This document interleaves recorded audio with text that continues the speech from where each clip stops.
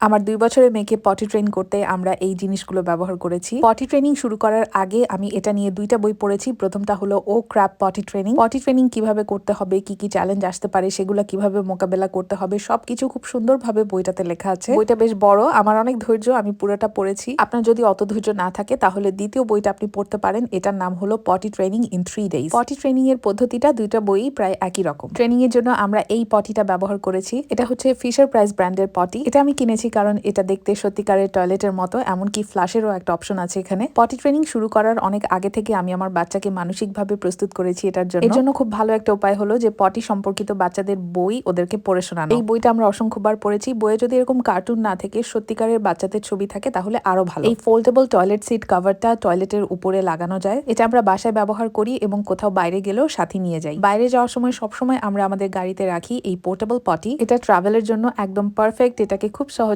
Fold করে ব্যাগে রেখে দেওয়া যায়। গাড়িতে লং জার্নিতে যদি কখনো পটি করতে হয় অথবা আমরা যখন পার্কে যাই যেখানে টয়লেট থাকে না, এরকম জায়গায় এই পোর্টেবল ট্রাভেল পটিটা কাজে আসে। বাসা থেকে বের হলে সব সময় এটা আমাদের সাথে থাকে। পটি ট্রেনিং এর প্রথম 2 থেকে 3 দিন বেশিরভাগ সময় আমরা এই প্লেম্যাটটার উপরে কাটিয়েছি। বাসায় এরকম একটা ওয়াটারপ্রুফ প্লেম্যাট থাকলে সেটা বেশ কাজে আসে। এগুলো ছাড়া আর লাগবে ভালো মানের কটনের আন্ডারওয়্যার।